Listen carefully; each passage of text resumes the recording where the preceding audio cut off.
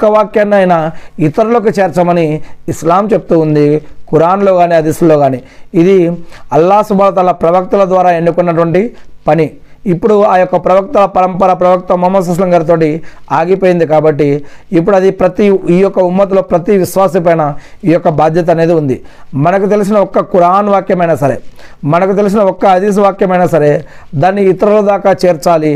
మరి ఇది ప్రతి ముస్లిం పైన ప్రతి విశ్వాసి పైన ఉన్నటువంటి బాధ్యత అని, దీనినే దావత్ పని అని కూడా అంటారు, దీనినే అల్లాహ్ యొక్క పని అని కూడా అంటారు, మరి దీనినే దైవ బోధన అని అంటారు, దీనినే దైవ ప్రచారం అని కూడా చెప్తారు. ఇలా రకరకాలుగా చాలామంది చెప్తారు. కానీ అల్లాహ్ సుబ్హానహు వ తఆలా ఖురాన్లో ఏం చెప్తున్నారంటే, నన్ను ఎవరు గుర్తుపెట్టుకుంటారో నేను వారిని గుర్తుపెట్టుకుంటాను, ఎవరు నా వైపుకు వస్తారో నేను వారి వైపుకు పరిగెత్తుతాను.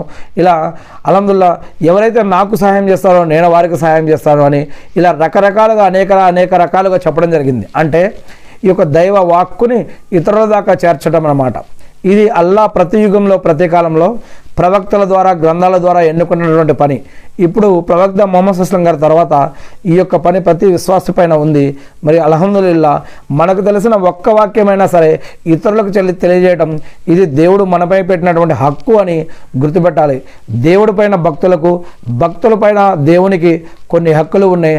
అలానే ఒక భక్తుడికి ఉన్నటువంటి హక్కు ఏమిటంటే ఇలా దేవుడి గురించి ఇతరులకు తెలియజేయడం అంటే బోధించడం ఇతరులకి. మరి దీంట్లో ఎటువంటి బలవంతం లేదు, ఎటువంటి హానికరం చేయడానికి వీల్లేదు, కేవలం బోధించి వదిలేయాలి అంతే.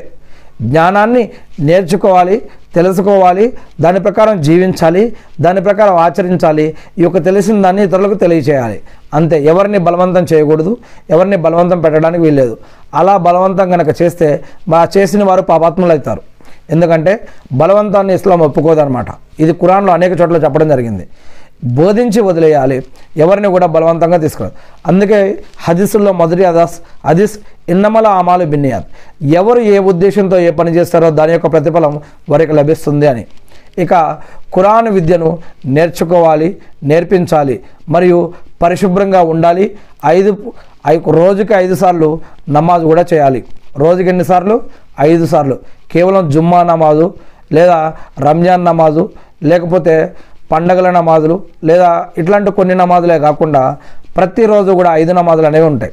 చాలామంది మనల్ని ప్రశ్నిస్తుంటారు, కొంతమంది అడుగుతుంటారు, అజాన్ అనిపిస్తూ ఉంటే కనుక ఇవాళ శుక్రవారమా అండి, లేదా ఇవాళ ఏమైనా ముస్లింల పండగ అని అడుగుతూ ఉంటారు. ఈరోజు ఎటువంటి పరిస్థితి వచ్చింది మనకి? అల్లాహు అక్బర్.